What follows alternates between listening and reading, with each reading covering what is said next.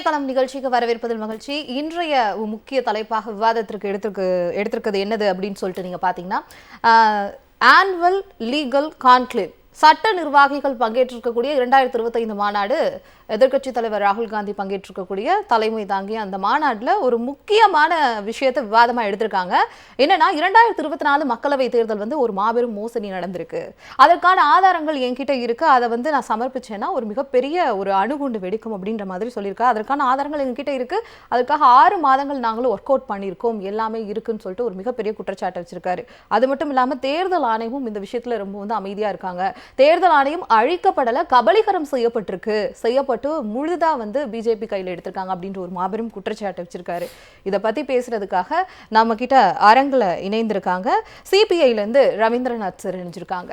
வணக்கம் sir. And பத்திரிகையாளர் சுபேர் அவர்களும் அரங்கில் இணைந்திருக்கிறார். வணக்கம் சார். இன்னும் சற்று நேரத்தில் திமுகவிலிருந்து கவிஞர் ஆண்டாள் பிரியதர்ஷினியும் இணைய இருக்காங்க. ஜூம் இணையம் வாயிலாக நம்ம கூட இணைஞ்சிருக்கார் காங்கிரஸ்ல இருந்து இனியன் ராபர்ட் அவர்கள். வணக்கம் சார். ரவீந்திரநாத் சார், இப்போ நேற்று நடைபெற்ற நம்மளுடைய அந்த இதை பார்த்தோம், அந்த மாநாட்டில் அவர் நிறைய குற்றச்சாட்டுகளை அடுக்கி வைக்கிறாரு. கிட்டத்தட்ட 240 பிஜேபி லாஸ்ட் பார்லிமெண்ட் எலெக்ஷனில் வின் பண்ணுறாங்க. அதில் வச்சிருக்கக்கூடிய குற்றச்சாட்டு பார்த்தீங்கன்னா 10லேருந்து 15 தொகுதியில் மோசடி நடக்கலைன்னா பிரதமராகவே இவரால் ஆயிருக்க முடியாது அப்படின்ற ஒரு குற்றச்சாட்டு. அதை தாண்டி இவங்க தொடர்ந்து நிறைய மோசடி செய்து தான் எல்லா இடத்துலையும் வின் பண்ணுறாங்க. அதற்கான ஆதாரங்கள் எங்ககிட்ட இருக்குது, வெளியிட்டோன்னா ஒரு பெரிய இதாக இருக்கும், அணுகுண்டே வெடிக்கும் அப்படின்னு சொல்லியிருக்காரு ராகுல் காந்தி. மரியாதைக்குரிய ராகுல் காந்தி அவர் சொன்னது மிகவும் சரி. இன்றைக்கி இந்தியாவில் உள்ள பல்வேறு ஜனநாயக நிறுவனங்களையும் மோடி அரசாங்கம், பிஜேபி அரசாங்கம் தன்மையப்படுத்தியிருக்கிறது, கபலீகரம் செய்திருக்கிறது, அனைத்தையும் இந்துத்துவ அமைப்புலாம் மாற்றி வருகிறது. அப்போ அதே போலவே தான் இன்றைக்கு தேர்தல் ஆணையத்தை தன்னுடைய அமைப்பாக மாற்றிவிட்டது. எனவே இந்த குற்றச்சாட்டை இடதுசாரிகள் நீண்ட காலமாக சொல்லிட்டு இருக்கிறோம். இப்போ ராகுல் காந்தி அவர்கள் சொல்லியிருக்கின்றார். அதே போல் நம்முடைய இப்போ மத்திய பிரதேஷ், மகாராஷ்டிரா தேர்தலையும் மிகப்பெரிய மோசடி செஞ்சிருக்காரு ராகுல் காந்தி, சுட்டி காமிச்சிருக்காரு, மாற்று கருத்து கிடையாது. அதே போல் பல தேர்தலில் தேர்தல் ஆணையம் பிஜேபி சாதமாக செயல்பட்டுருக்கு. இப்போ பல விஷயங்கள் பேசலாம். குறிப்பாக பார்த்தீங்கன்னா சென்ற நாடாளுமன்ற தேர்தலில் தேர்தல் ஆணையத்துடைய அந்த தேர்தல் நடத்தை விதிமுறைகள் அமலுக்கு வந்த பிறகு நம்முடைய மோடி அவர்கள் கிட்டத்தட்ட 173க்கும் மேற்பட்ட பொதுக்கூட்டங்களை பேசியிருக்கார். அந்த பொதுக்கூட்டங்களை பார்த்தீங்கன்னா 110 பொதுக்கூட்டங்களை அவர் பேசினது எல்லாமே நம்முடைய அரசியல் சட்டத்துக்கு முரணானது, தேர்தல் நடத்தை விதிமுறைகளுக்கு எதிரானது. எல்லா கூட்டங்களையும் பார்த்தீங்கன்னாக்க அவர் முஸ்லீம்களுக்கு எதிரான கருத்தை தான் வச்சார், மதவாத போக்கை கடைபிடித்தார், மக்களை பிளவுபடுத்திட்ட போதை கடைபிடித்தார். அப்போ மிக குறிப்பாக பார்த்தீங்கன்னாக்க எஸ்சி ஓபிசியோட இடஒதுக்கீடுலாம் பறித்து காங்கிரஸ் முஸ்லீம்களுக்கு கொடுத்துரும், இந்தியாவுடைய இயற்கை வளங்கள்லாம் பறித்து சிறுபான்மை மக்கள்கிட்ட கொடுத்துருவாங்க, அதை மன்மோகன் சிங்கே சொல்லியிருக்காரு. அதுபோல் அவங்க ஆடு மாடெல்லாம் பிடிச்சிட்டு போயிடுவாங்க, இந்தியா கூட்டணி சனாதன தர்மத்துக்கு எதிராக இருக்குது, முஸ்லீம்கள் அதிகமான குழந்தைகளை பெற்றுக்கொள்கிறார்கள், எதிர்கட்சிகள் ஆட்சிக்கு வந்தாக இந்தியாவில் இந்து பெண்களுக்கு எந்த விதமான பாதுகாப்பு இருக்காது என்றெல்லாம் சொல்லி விஷமத்தனமான பிரச்சாரத்தை, மதவாத பிரச்சாரத்தை அவர் மேற்கொண்டார். இது தொடர்பாக இந்தியா கூட்டணி தலைவர்கள் தேர்தல் கமிஷனில் முறையிட்ட பொழுது அவங்க என்ன செஞ்சுருக்கணும், நரேந்திர மோடியோட தேர்தல் போட்டி போடக்கூடாது தடை பண்ணியிருக்கணும். விதிமுறையில் இடம் இருக்குது, ஆனால் தடை செஞ்சாங்களா? இல்லை. அதற்கு மாறாக பிஜேபியுடைய தலைவர் நட்டாவுக்கு நோட்டீஸ் அனுப்புகிறாங்க. யாருக்கு நோட்டீஸ் அனுப்பிச்சிருக்கணும்? நரேந்திர மோடிக்கு நோட்டீஸ் அனுப்பிச்சிருக்கணும். ஆனால் தேர்தல் ஆணையம் நரேந்திர மோடி அவர்களுக்கு நோட்டீஸ் அனுப்புவது பதிலாக பிஜேபியுடைய தலைவர் அவர் இதை பேசுனதுல நரேந்திர மோடி பிஜேபியோட தலைவருக்கு நோட்டீஸ் அனுப்புகிறாங்க. அப்போ இதிலே பாரபட்ச போக்கு தெரியுதா இல்லையா? அப்போ இப்படிப்பட்ட மோசமான விஷமத்தனமான பிரச்சாரத்தை வெறுப்பு அரசியலை செய்து தான் அவர் ஆட்சிக்கு வந்தார். அதை நம்ம பார்க்க வேண்டிய அவசியம் இருக்குது. நீங்கள் சொன்ன மாதிரி பெரும்பான்மையான வாக்குகளை பெற்று மோடி அரசாங்கம் ஆட்சிக்கு வரல, மிகப்பெரிய அளவு தில்லுமுல்லாம் பண்ணாங்கிற வேறு விஷயம். அதே போல் நம்முடைய தேர்தல் முறையில் மிகப்பெரிய ஒரு குறைபாடு இருக்குது. வீதாச்சார பிரதிநிதித்துவ தேர்தல் முறை இந்தியாவில் இல்லை.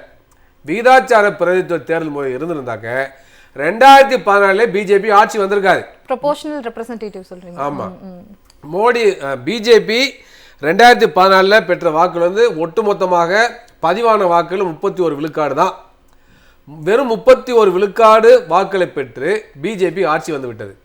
அதுவே 2019 பார்த்தீங்கன்னா வெறும் 37.3 விழுக்காடு தான் வாக்கு. அப்போ அவங்க திரும்ப ஆட்சிக்கு வராங்க. இந்த தேர்தலில் 2024 36% தான் வாங்கினாங்க. அப்போ மீண்டும் ஆட்சி வராங்க.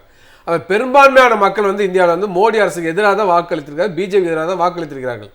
ஆனால் இந்தியாவில் விகிதாச்சார பிரதிநிதித்துவ தேர்தல் முறை இல்லாத காரணமாக அந்த குறைபாட்டை பயன்படுத்தி கொண்டு இந்தியாவை ஒரு இந்துத்துவ பாசிசத்தை தள்ள முயல்கின்ற பிஜேபி ஆர்எஸ்எஸ் ஆட்சியை கைப்பற்றி விட்டது. 2014 வந்து அந்த வெறும் ஒரு அரசியல் கட்சிகளுக்கிடையே ஏற்பட்ட ஒரு ஆட்சி மட்டும் பார்க்கக்கூடாது. ஏதோ யூபிஏ என்ற ஒரு அரசியல் கூட்டணியிலிருந்து தேசிய ஜனநாயக கூட்டணி ஆட்சியை கைப்பற்றி விட்டது என்று நாம் பார்க்க முடியாது. ஏன்னு சொன்னால் பிஜேபி ஆர்எஸ்எஸ் என்பது ஒரு மிக மோசமான பாசிச சக்தி. இன்னும் சொல்லப்போனால் பிஜேபி ஒரு அரசியல் கட்சியே அல்ல. ஆர்எஸ்எஸ் என்று சொல்லக்கூடிய மதவெறி இந்துத்துவ மதவெறி அமைப்புடைய ஒரு அரசியல் கிளை தான் பிஜேபி. எனவே வந்து 2014 ஏற்பட்ட ஆட்சி மாற்றத்தை சாதாரணமாக நம்ம வந்து இடைமூடக்கூடாது. ஆனா இன்னொரு விஷயத்தையும் ராகுல் காந்தி குறிப்பிட்டிருக்காரு. என்னன்னா 2014 இருந்து எனக்கு தேர்தல் ஆணையம் மேல ஒரு சந்தேகம் இருந்துட்டு தான் இருக்குது. ஆனா 2024 நான் ஊர்ஜிதமா சொல்றேன், உறுதிப்பட சொல்றேன், என்கிட்ட ஆதாரம் இருக்குன்னு சொல்லியிருக்காரு. நிச்சயமாக அவர் வந்து அதை வெளியிட வேண்டும். ஆதாரம் வந்து இருந்தாக்க கண்டிப்பாக மக்கள்கிட்ட கொண்டு போகணும். ஏற்கனவே இந்த குற்றச்சாட்டு பரவலாக இருக்கின்றது. தேர்தல் ஆணையம் வந்து எப்படி பிஜேபி ஆர்எஸ்எஸ் கைப்பாயாக மாறிவிட்டது என்பதை நம்ம திரும்ப சொல்கிறோம். அது உண்மையும் கூட. இன்னும் சொல்லப்போனால் ஆர்எஸ்எஸ்ஐ சேர்ந்தவர்கள் சங் பரிவார் அமைப்புகளை சேர்ந்தவர்கள் தான் தேர்தல் ஆணையரை நியமிக்கிறாங்க. அதே நம்ம பார்க்க வேண்டிய அவசியம் இருக்குது. அப்போ தேர்தல் ஆணையர்களை வரக்கூடியவர்களே ஆர்எஸ்எஸ் பிஜேபி சப்போர்ட்டர்ஸாக தான் வர்றாங்க. அப்ப நடுவுல இந்த மாதிரி ஆர்எஸ்எஸ் அமைப்பை சேர்ந்தவங்க தேர்தல் ஆணையம்னு சொல்லப்படுற ஒரு கான்ஸ்டிடியூஷனல் பாடிக்கு வந்து நியமிக்கப்படுறாங்க அப்படின்ற உங்க கருத்தை அப்படியே வச்சுக்கலாம் சார். அடுத்தடுத்து பேசுவோம். இனியன் ராபர்ட் சார் திருப்பியும் ஜூம் இணையம் மூலமாக இணைஞ்சிருக்காரு.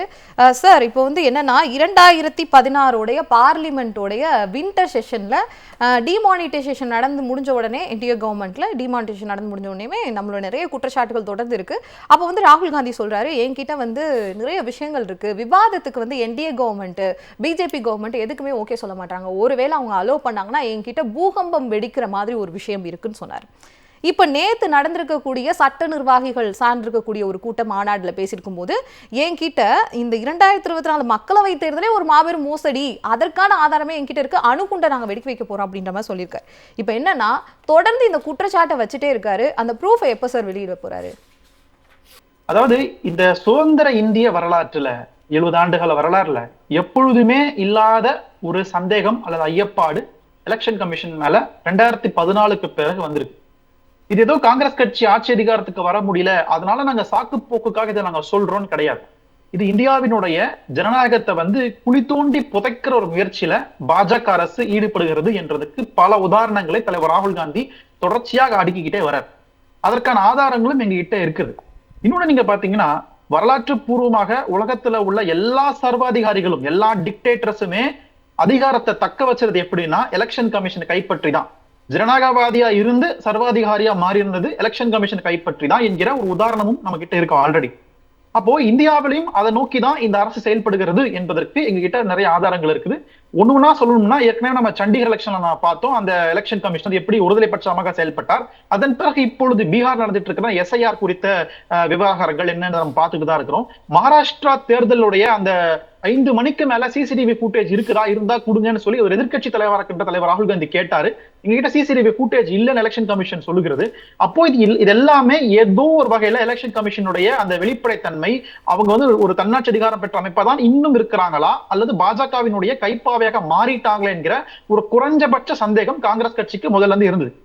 தலைவர் ராகுல் காந்தி ரொம்ப மௌனம் காத்தார். கிட்டத்தட்ட 2024 நாடாளுமன்ற தேர்தல் வரைக்கும் நிறைய சமூக செயற்பாட்டாளர்கள் தொடர்ச்சியா என்ன சொன்னாங்கன்னா, இவிஎம் மேல எங்களுக்கு சந்தேகம் இருக்குன்றத ஒரு குற்றச்சாட்டை வச்சுக்கிட்டே இருந்தாங்க. ஆனா தலைவர் ராகுல் காந்தி மௌனம் காத்தார். நான் சொல்றேன், அந்த வாய்ப்பு வரும்போது நான் நிச்சயமாக சொல்றேன்னு சொல்லிட்டு அமைதியா இருந்துட்டு 2024 நாடாளுமன்ற தேர்தலுக்கு பிறகு கர்நாடகா மாநிலத்துல அங்க இருக்கின்ற அரசு ஒரு ஆய்வு நடத்தினாங்க. அங்க அந்த என்ன அரசு மற்றும் கட்சி இருவரும் சேர்ந்து அந்த ஆய்வு நடத்தினாங்க. அந்த ஆய்வுல இந்த நாடாளுமன்ற தேர்தலில் கிட்டத்தட்ட 6.5 லட்சம் வாக்காளர்கள் போலி வாக்காளர்கள் பட்டியல சேர்க்கப்பட்டிருக்கிறாங்க. ஒரு தொகுதியில மட்டும் 1.5 லட்சம் போலி வாக்காளர்கள் அந்த ஃபேக் ஓட்டர்ஸ் வந்து அந்த பட்டியல இருக்கிறாங்க. அதுவும் நீங்க பாத்தீங்கன்னா புது வாக்காளர் அப்படின்னு, அதாவது முதன்முறையா ஓட்டு போடுறவங்க என்ன வயசுல இருப்பாங்க, ஒரு 18, 19, 20, இவங்க தான் புது வாக்காளர்கள். ஆனா வேடிக்கை என்னன்னா, கர்நாடகால பல தொகுதிகள்ல கிட்டத்தட்ட 6 லட்சத்துக்கு மேல உள்ள வாக்காளர்கள் 50 வயசு 60 வயசு உள்ளவங்க புது வாக்காளர்னு, அது தலைக்கு மேல கொண்டைய மறைக்க மறந்துருச்சு எலெக்ஷன் கமிஷன். அந்த அளவுக்கு மிகப்பெரிய மோசடியில ஈடுபட்டு இருக்குது எலெக்ஷன் கமிஷன். இதெல்லாம் வச்சு பார்க்கும்போது இந்தியாவில் கிட்டத்தட்ட ஒரு 100 தொகுதிகளுக்கு மேல மோசடி பண்ணி தான் 2024 நரேந்திர மோடி மீண்டும் பிரதமர் ஆகியிருக்கிறார் என்பதற்கான ஆதாரங்கள் அகில இந்திய காங்கிரசிடம் இருக்கிறது. அது தலைவர் ராகுல் காந்தி தக்க நேரத்துல கொடுப்பேன்னு சொல்லியிருக்காரு. இது நான் மறுபடியும் சொல்றேன், ஏதோ போற போக்குல நாங்க இதை அடிச்சு விடல, நாங்க தோத்துட்டோன்றதுக்காக இந்த காரணத்தை நாங்க சொல்லல, எங்க கிட்ட அதற்கான ஆதாரங்கள் இருக்கிறது.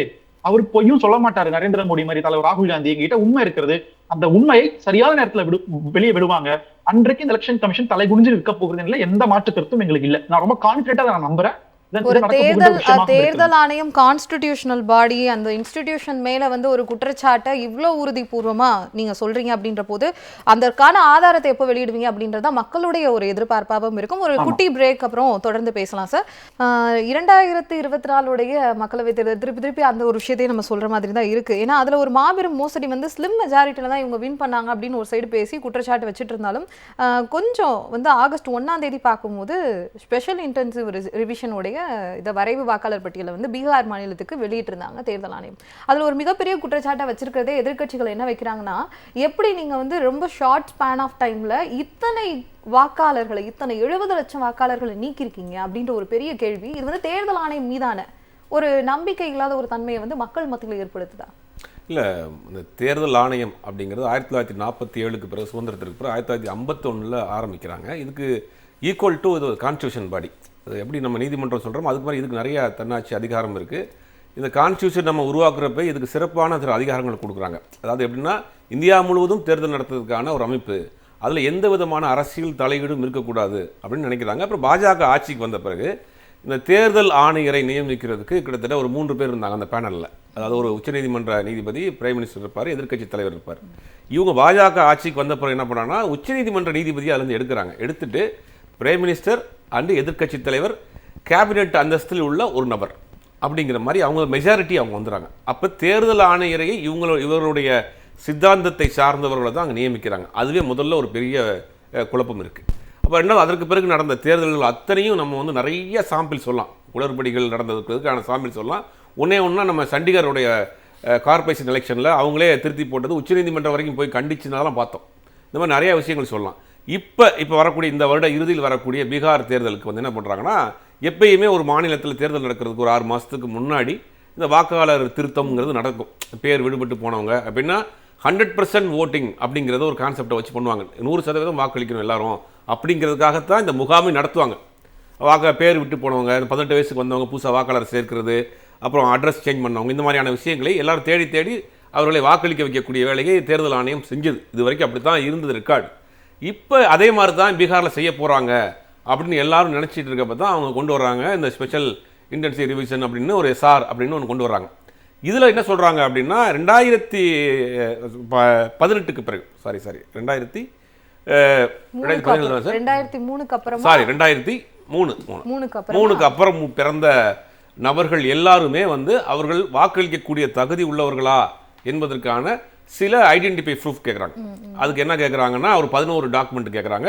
அந்த 11 டாக்குமெண்ட்டில் முக்கியமாக ஆதார் கிடையாது, ரேஷன் கார்டு கிடையாது, ஓட்டர் ஐடி கிடையாது, டிரைவிங் லைசன்ஸ் கிடையாது. இதெல்லாம் நம்ம பாக்கெட்ல இருக்கு. இந்த இடத்துல தான் மக்களுக்கு ஒரு என்ன சந்தேகம் வரும் அப்படின்னா, இது ஓட்டர் ஐடி நீங்கள் கொடுக்குறது, அதுக்கு முன்னாடி நான் 2003 வந்து புதிய வாக்காளராக வரேன் அப்படின்னா எனக்கு வந்து நீங்கள் தான் கொடுக்கணும். இல்லை நான் அதுக்கு முன்னாடியே இருக்கேன், நான் திருப்பி வந்து 2003க்கு அப்புறம் புதுசாக வரப்போகிறேன்னா ரேஷன் கார்டு ஒரு அரசாங்கம் கொடுக்கக்கூடிய ஒரு விஷயம், அதையும் ஏற்றுக்கொள்ள முடியாது. ஆதார் கார்டு ஒன்றிய அரசு தான் கொடுத்துருக்கு, அதுதான் அடிப்படை ஆதாரமாக நிறைய விஷயத்துக்கு எடுத்துக்கிறாங்க. இதே எடுத்துக்க முடியாதுன்னு சொல்லிட்டு இந்த 11 புதிய ஆவணங்களே ஒரு மிகப்பெரிய கேள்வி மக்களுக்கு. இல்லை, இது நீதிமன்றத்துக்கு போகுது. இந்த பிரச்சனை 1987க்கு பிறகு பிறந்தவங்க எல்லாருமே, 87க்கு பிறந்து நீங்கள் ஒரு முறை 2 முறை ஓட்டு போட்டிருப்பீங்க. இருந்தாலும் கூட இந்த முறை வாக்களிக்குவதற்கு இந்த டாக்குமெண்ட்லாம் வேணும்னு கேட்குறாங்க. அதை எதிர்த்து பல தன்னார்வ அமைப்புகள் போகிறாங்க, சில அரசியல் கட்சிகள் உச்சநீதிமன்றத்துக்கு போகிறாங்க. 2 ஹியரிங் நடக்குது உச்சநீதிமன்றத்தில் உச்சநீதிமன்ற நீதிபதிகள் சில கேள்விகள் கேட்குறாங்க. அப்போ நீங்கள் கொடுத்த ஆதார் தானே, அதையே நீங்கள் ஏற்றுக்கிற மாட்டீங்கன்னு உச்சநீதிமன்றத்தில் நீதிபதிகள் கேட்குறாங்க. இல்லை எங்களுக்கு அது நிறையா சந்தேகங்கள் இருக்குது, ஊடுருவல்காரர்கள் வந்துட்டாங்க அப்படின்னு கேட்குறாங்க. இந்த ஊடுருவல்காரர்கள் வந்துட்டாங்க அப்படின்னா 2024 ஊடுருவல்காரர் ஓட்டு போட்டுத்தாலும் நாடாளுமன்ற உறுப்பினராக, சட்டமன்ற உறுப்பினராக, பிரைம் மினிஸ்டராக ஆயிருப்பார். அப்போ இவங்களை வாக்களிக்க தகுதி உள்ளவர்கள் நீக்கப்பட்டுட்டிங்கன்னா அவங்களும் நீக்கணும் இல்லையா? இது பொதுவாக எல்லாரும் கேட்குற கேள்வி தான் அது. அப்போ இதிலே குளறுபடி இருக்குது. இப்போ என்ன நடக்குது அப்படின்னா, இப்போ பல கேள்விகளை உச்சநீதிமன்றம் கேட்குறாங்க. அதோட நீட்சியாக 2வது ஹியரிங்கில் அவங்க தெளிவான ஒரு விளக்கத்தை சொல்கிறாங்க. தேர்தல் ஆணையம், நாங்கள் வந்து இந்த இதெல்லாம் ப்ரூஃப் எடுத்துக்கிற மாட்டோம். School certificate and college certificate, 1987க்கு பிறகு பிறந்தவர்களுடைய அப்பா அம்மாவினுடைய பர்த் சர்டிஃபிகேட், அப்புறம் கவர்மெண்ட் எம்ப்ளாயிஸாக இருந்தாலும் அதனுடைய சர்டிஃபிகேட்ஸ், இதெல்லாம் கொடுத்தா தான் நீங்கள் வந்து இந்த முறை வாக்களிக்க முடியும் அப்படின்னு சொல்லிட்டு கிட்டத்தட்ட 70 லட்சத்திலிருந்து 1 கோடி பேரை பீகாரில் வாக்களிக்கக்கூடிய தகுதி உடையவர்களை, வாக்களித்தவர்களை நீக்கம் செஞ்சிருக்கிறாங்க. இப்போ நீக்கம் செஞ்சவங்களும் இவங்க சொல்கிற கான்செப்ட் பிரகாரம் யார் ஊடுருவல்காரர்கள் அப்படின்னா அந்த ப்ரூஃப் கொடுங்க. நீதிமன்றம் ஒன்று கேட்குது, நீங்கள் வந்து இவ்வளவு குற்றச்சாட்டுகள் வைக்கிறதுக்கு, வாக்குரிமையை நிரூபிக்கிறதுக்கு கேட்குறதுக்கு நீங்கள் வந்து ஒரு குடியுரிமை நிரூபிக்கக்கூடிய அதிகாரிகள் கிடையாது, உங்களுக்கு யார் அந்த அதிகாரத்தை கொடுத்தான்னு நீதிமன்றம் கேட்குறாங்க. அப்படி இருந்தும் கூட 70 லட்சத்தில் 1 கோடி பேர் வரைக்கும் வாக்காளர் வந்து நீக்கம் பண்ணியிருக்காங்க. நீக்கம் பண்ணவர்கள் யாரெல்லாம் சரியான ப்ரூஃப் கொடுக்காதவங்க தான். அவங்க என்ன ரீசன் சொல்லி நீக்கப்படுறாங்க அப்படின்னா, இவங்க வந்து ஊடுருவல்காரர்கள், வெளிநாட்டிலேருந்து வந்தவங்களும் கிடையாது. அவங்க நாங்கள் கேட்ட டாக்குமெண்ட்டை பர்த் சர்டிஃபிகேட் கேட்டாங்க கொடுக்கல, அவங்க வந்து ஸ்கூல் சர்டிஃபிகேட் கேட்டாங்க கொடுக்கல. பெரிய எஜுகேஷன் கல்வியில் பார்த்தீங்கன்னா மிகப்பெரிய ஒரு பின்தங்கிய மாநிலம், பொருளாதாரத்தில் பின்தங்கிய மாநிலம், வேலைவாய்ப்பில் பின்தங்கிய மாநிலம். 1 கோடிக்கு மேற்பட்டவர்கள் புலம்பெயர்ந்து வாழ்ந்துட்டு இருக்காங்க. பீகாரினுடைய மக்கள் 1 கோடி பேர் வந்து 8 கோடி மக்கள் ஏறக்கூடிய தமிழ்நாடு சேர்ந்தது தான் பாப்புலேஷன். ஆனால் வந்து 1 கோடி பேர் வந்து அங்கே அந்த மாநிலத்தை விட்டு வெளியில் பல்வேறு இடங்களில் அதே அத்தியாவசிய அன்றாட கூலிகளாக வேலை செஞ்சுக்கிட்டு இருக்காங்க. நீங்கள் அவங்கள்ட்ட போய் டாக்குமெண்ட்டை கொடுங்க, எங்கே கொடுப்பாங்க? அவங்களுக்கு நிரந்தரமான இருப்பிடம் இல்லாமல் இருக்குது. அப்படி இருக்க அது 1 கோடி பேர் அவங்க நீக்கம் பண்ணியிருக்காங்க. இது எல்லாரும் என்ன சொல்கிறாங்கன்னா, இஸ்லாமியர்கள், தலித்துகள், யாதவர்கள், இந்த 3 பேரை குறிவைத்து தான் இந்த 70 லட்சம் பேரை நீங்கள் வேட்டையாடி இருக்கிறாங்க. அது மட்டும் இல்லாமல் வாக்காளர் சேர்த்ததில் வந்து அதுவும் குளறுபடிகள் இருக்குது. ஒரே அட்ரஸில் கிட்டத்தட்ட 14 பேருக்கு இவங்களே போட்டிருக்கிறாங்க. சமீபத்தில் அங்கே இருக்கக்கூடிய ஒரு யூடியூபர் என்ன பண்ணுறாருன்னா, தேர்தல் அதிகாரிகள் செய்த முறையீடுகளை வீடியோவாக எடுத்து பதிவு பண்ணுறாரு, வெளியிடுறாரு. அவர் ஒரு கோயங்கா விருது பெற்ற ஒரு ஜேர்னலிஸ்ட் அவர். ஆனால் அவர் மீது வழக்கு போடுறாங்க, அந்த வீடியோவை டெலீட் பண்ணுறாங்க. ஒட்டுமொத்தமாக பீகாரில் நடக்குது ஒரு ஜனநாயக படுகொலையை செஞ்சுக்கிட்டு இருக்கிறாங்க. இது என்ன செய்கிறாங்கன்னா, ரொம்ப முக்கியமான ஒரு விஷயம், உச்சநீதிமன்றத்தில் தேர்தல் ஆணையம் சொன்னது. நீதிமன்றம் கேட்குறாங்க, ஷார்ட் டைமில் நீங்கள் வந்து தேர்தலை வச்சுக்கிட்டு நீங்கள் ஏன் வந்து இந்த வாக்காளர் சிறப்பு திருத்த முகாம் நடத்துறீங்க அப்படின்னு கேட்குறப்ப, இல்லை நாங்கள் இந்தியா முழுவதுமே இதை கொண்டு வர போகிறோம், இந்தியா முழுவதுமே கொண்டு வருவதற்கான வேலையை செஞ்சுட்டோம் அப்படின்னு உச்சநீதிமன்றத்தில் அவர் சொல்கிறாங்க. அப்போ தமிழ்நாடு அடுத்த வருஷம் வரக்கூடிய 5 மாநில தேர்தல், தமிழ்நாடு, கேரளா, பாண்டிச்சேரி, வெஸ்ட் பெங்கால் மாதிரி 5 மாநில தேர்தலையும் இந்த விஷயத்தை அவங்க எஸ்ஆரை வந்து இம்ப்ளிமெண்ட் பண்ண போகிறாங்க அப்படிங்கிறது ஒரு குற்றச்சாட்டு இருக்குது. இப்போ தேர்தல் ஆணையத்தின் மீது அடுக்கடுக்கான சந்தேகங்கள் தொடர்ந்து வந்துக்கிட்டே இருக்கிறது. இப்போ ஒட்டுமொத்தமாக, அதாவது பாஜக ஒரு மாநிலத்துக்குள் போய் கால் பதிப்பதுக்கு என்ன செய்கிறாங்க அப்படின்னா, அங்கே இருக்கக்கூடிய வலுவான கட்சிகளை முதல்ல சிதறடிக்கக்கூடிய வேலை செய்கிறாங்க. வலுவாக இருக்க கட்சியை ஒன்றா பிரிக்கிறது, அதை காட்டில் ஒரு ஆட்சியில் இருக்க கட்சிகளை பலகீனப்படுத்துறது, குற்றச்சாட்டுகளை வைக்கிறது, அப்புறம் இன்னொரு கட்சியை உருவாக்குறது, வாக்குகளை சிதறடிக்கிறதுக்கு புது புது கட்சிகளை உருவாக்குறது, சாதி ரீதியான மோதலை உண்டு பண்ணுறது, இந்த மாதிரி நிறைய வேலைகளை செஞ்சுட்டு இப்போ என்ன பண்ணுறாங்கன்னா, இதெல்லாம் அவங்களுக்கு போர் அடிச்சு, நீங்கள் ஓட்டே போட வராதிங்க, உங்களை ஓட்டு போட வந்தால் தான் நீங்கள் வந்து ஓட்டு போடுவீங்க அப்படின்னு ஓட்டே உங்களுக்கு கிடையாது. இது வந்து என்னன்னா கோர் அஜெண்டா வந்து ஆர்எஸ்எஸ்னுடைய பாலிசி. ஒரு இந்திய குடிமகனுடைய அடிப்படை ஒரு இது உரிமையே வந்து ஜனநாயக உரிமை. 5 வருடத்திற்கு அதான் நம்ம தீர்மானித்து வச்சுக்கோங்க. அரசியலமைப்பு சட்டம் அது கொடுத்த ஒரு மிகப்பெரிய வரப்பிரசாதம்ங்கிறது வாக்களிக்கக்கூடிய உரிமை. இது ஏன் கொண்டு வர்றாங்க அப்படின்னா, ஆர்எஸ்எஸ்னுடைய அடிப்படை சித்தாந்தம் வந்து இங்கே இந்தியாவில் வாழக்கூடிய இஸ்லாமியர்கள், கிறிஸ்தவர்கள், தலித்துகள் வந்து 2ஆம் தர குடிமக்களாக இருக்கணும், அவர்களுக்கு வாக்களிக்கக்கூடிய உரிமையை கொடுக்கக்கூடாது அப்படிங்கிறதா அவங்களுடைய அஜெண்டா. அதுக்காக தான் அவங்க கொண்டு வரப்பட்டது இந்த சிஏஏன்னு சொல்லக்கூடிய அந்த அமைப்பு, அந்த ஆக்ட். அந்த சிஏஏல என்ன பண்றாங்கன்னா, என்ஆர்சி, என்பிஆர் சில விஷயங்களை கொண்டு வந்து இவங்களை ஃபில்டர் பண்ண வேண்டிய வேலைகளை செய்ய ஆரம்பிச்சாங்க. இந்த மாதிரியான விஷயங்களை தொடர்ந்து பண்ணிட்டு இருக்காங்க பிஜேபி. இவங்க வந்து கையில இப்ப எடுத்திருக்க ஒரு மிகப்பெரிய விஷயம் என்னன்னா, தேர்தல் ஆணையத்தை தன்னுடைய கைப்பாவையா மாத்திருக்காங்களா அப்படின்ற மாத்திட்டாங்க. இல்லை, அதுக்கு மாத்தினாங்கன்னா சாட்சிகள் அது நிறைய வந்துகிட்டு இருக்கு. இப்போ இந்த சிஏஏ, என்பிஆர், என்ஆர்சியை நம்மளுடைய மக்கள் தொகை கணக்கெடுப்பு நடத்தாமல் அதை இம்ப்ளிமெண்ட் பண்ண முடியாதுங்கிற காரணத்துக்காக தேர்தல் ஆணையத்தை வைத்து இவர்களை வாக்களிக்கக்கூடிய உரிமை இழக்கக்கூடிய வேலையை செய்ய ஆரம்பிச்சிட்டாங்க. இதனுடைய தொடர்ச்சியாக இன்னைக்கு தமிழ்நாட்டிலும் அந்த விஷயம் பெரிய விவாத பொருளாக மாறி இருக்கு. விடுதலை சிறுத்தைகள் கட்சிகள் திருமாவளவன் அவர்களும் வேல்முருகன் அவர்களும் தொடர்ந்து இதை பற்றி பேசுகிறாங்க. அண்ணன் திருமாவளவன் அவர்கள் இது அனைத்து கட்சி கூட்டத்தை கூட்டணும், இது மிகப்பெரிய ஆபத்து, 1.5 லட்சம் வந்து பீகாரிகள் மட்டும் தமிழ்நாட்டில் இருக்காங்க, ஒட்டுமொத்தமாக 10 லட்சம் பேர் இருக்கிறாங்க, கிட்டத்தட்ட 10% தமிழ்நாட்டுடைய மக்கள் தொகையில் 10% வெளி மாநிலத்தவர்கள் இந்த வாக்களிக்க போறாங்க. 2026 தேர்தலில் வெளி மாநிலத்தவர்கள் வாக்களிக்க போறாங்க. அப்படிங்கும் போது ஆட்சி மாற்றத்தை அவர்கள் ஏற்படுத்தக்கூடிய அளவுக்கு நீங்க அந்த இடத்துல ஒரு முக்கியமான பாயிண்ட் இருக்கிறாங்க. இது மிக மிக ஆபத்தான விஷயம். அவர்களை சேர்க்கக்கூடிய வேலையை தேர்தல் ஆணையம் வேகமா செஞ்சுக்கிட்டு இருக்கு தமிழ்நாட்டுல.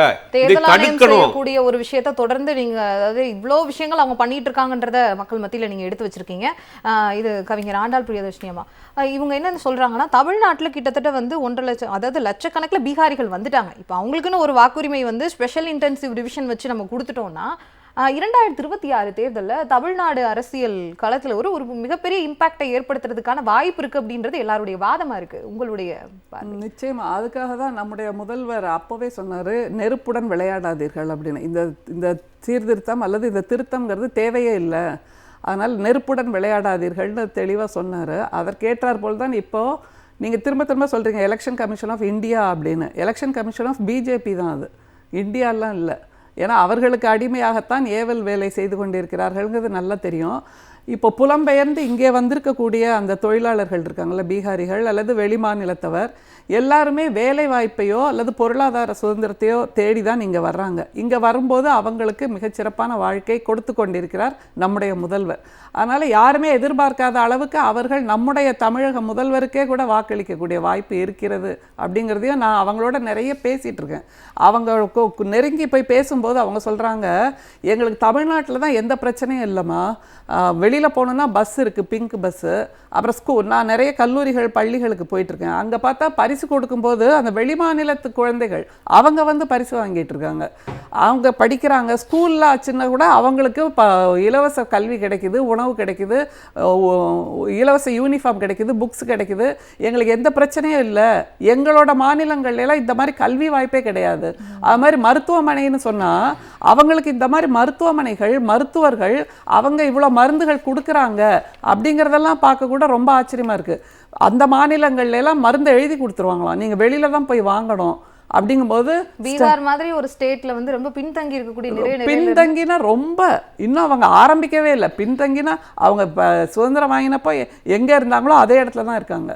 அப்படின்னா அந்த மாதிரியான ஒரு சூழ்நிலை இருக்கக்கூடியவர்கள் தமிழ்நாட்டில் வந்து புலம்பெயர்ந்து வாழ்கிறார்கள் என்னும்போது நாம் பயப்படுறோம் வாக்குகள் சிதறுமோ அப்படின்னு. ஆனால் எனக்கு நம்பிக்கை இருக்குது, இவர்கள் சாப்பிடுகின்ற அந்த உணவுக்கு நன்றியாக இருப்பார்கள். அதனால் மீண்டும் திமுகவுக்கு தான் இவர்களுடைய வாக்குகள் கூட வந்து சேரும் அப்படிங்கிற மாதிரி எனக்கு சிந்தனை இருக்கு. ஸ்டேட்டா இருக்கக்கூடிய தமிழ்நாட்டுல பீகாரிகளுக்கும் நல்ல திட்டங்கள்லாம் போய் சேர்றதுனால அவங்களோட வாக்குகளும் திமுக தான் வரும். ஏன்னா எல்லா விதமான வசதி வாய்ப்புகளையும் அவங்க அனுபவிச்சுட்டு நாம கூட கொஞ்சம் குறை சொல்லுவோம், இது சரியில்லை அது சரியில்லை அப்படின்னு. ஆனால் வெளிமாநிலத்திலிருந்து வருகின்ற மக்கள் எல்லோரும் வாயார வாழ்த்துகிறார்கள். அவங்க என்ன தெரியுமா சொல்கிறாங்க, கூடுதலாக CM Stalin sir should become the PM அப்படிங்கிறாங்க. அப்படி ஆகும்போது இந்தியாவே முன்னேறக்கூடிய வாய்ப்பு வரும் அப்படிங்கிறது அவங்க சொல்கிற வாக்காக இருக்குது. அதனால் இதில் நம்ம அச்சப்படணுமா இல்லையாங்கிறதெல்லாம் வேறு விஷயம். ஆனால் இப்போது அங்கேருந்து வந்திருக்கக்கூடிய அந்த புலம்பெயர்ந்த தொழிலாளர்கள் நிம்மதியாக இருக்காங்க. ஏன்னா அவங்களோட நான் நிறைய பழகிட்டு இருக்கேன். அதனால எனக்கு அவங்க என்ன ஃபீல் பண்றாங்க அப்படிங்கிறது நல்லாவே தெரியும். மெயினாக வந்து ஸ்பெஷல் இன்டென்சிவ் ரேசியோ வந்து பேசுறதுக்கு காரணமே தேர்தல் ஆணையம் தொடர்ந்து நிறைய விஷயங்கள் வெளிப்படைத்தன்மை இல்லாமல் இருக்காங்க. அவங்களுக்கு வந்து ஃப்ரீ அண்ட் ஃபேர் எலெக்ஷன் நடத்துறது அவங்களுடைய முதல் கடமை, அத்தியாய கடமை. அதை தாண்டி அவங்க நிறைய விஷயங்கள் ரொம்ப மறைமுகமாக வச்சிருக்காங்க. குறிப்பாக நாங்கள் வந்து டிஜிட்டலாக இருக்கக்கூடிய ஓட்டர் லிஸ்ட்டை கேட்டால் அவங்க எங்களுக்கு பேப்பரில் இருக்கக்கூடிய லிஸ்ட்டை தான் கொடுத்தாங்க. அதை கம்பேர் பண்ணியே நாங்கள் வந்து இவங்க என்ன முறைகேடில் ஈடுபட்டிருக்காங்க அப்படின்றத ராகுல் காந்தி குறிப்பிட்டு ஒரு குற்றச்சாட்டை வச்சிருக்காரு. இந்த இவிஎம் எலெக்ஷன், அந்த இவிஎம் மேலே இருக்கக்கூடிய குற்றச்சாட்டு வந்து தொடர்ந்து காலகாலமாக 1982 இருந்தாலும் இப்போ வந்து என்ன சொல்கிறாரு அப்படின்னா, ஒரு இவிஎம் உடைய மெஷினை உள்ளே வச்சுருந்தோன்னா ஒரு 99% திருப்பி எடுத்து பார்க்கும்போது எப்படி இருக்கும் அப்படின்ற ஒரு மிகப்பெரிய ஒரு குற்றச்சாட்டு. எல்லாரும் யோசிக்கிறது, ரொம்ப நாள் உள்ள இருக்க ஒரு மெஷின் 60% இருக்கலாம், 99% இருக்கு. தேர்தல் ஆணையம் என்ன பண்ணிட்டு இருக்காங்க அப்படின்ற ஒரு பெரிய கேள்வி. சோழர் சொன்ன மாதிரி அந்த தேர்தல் ஆணையம்ங்கிறது ஒரு குவாசி ஜுடிஷியல் ஆர்கனைசேஷன், அட்டானமஸ் பாடி. அவங்களுக்குன்னு மிகப்பெரிய பொறுப்புகள், மிகப்பெரிய பவர் இருக்குது, லெஜிட்டிமேட் பவரே அவங்களுக்கு இருக்குது. ஆனாலும் அதை வைத்துக்கொண்டு இந்திய மக்களுக்கு நேர்மையாக இருக்க வேண்டும் என்பதுதான் அவர்களுக்கு கொடுக்கப்பட்டிருக்கக்கூடிய கடமை. தேர்தலை நியாயமாக நடத்த வேண்டும் அப்படிங்கிறது. ஆனால் அதிலிருந்து தவறி அவர்கள் ஒரு கட்சிக்கு, ஒரு தலைவருக்கு சார்பாக இருக்கிறார்கள்.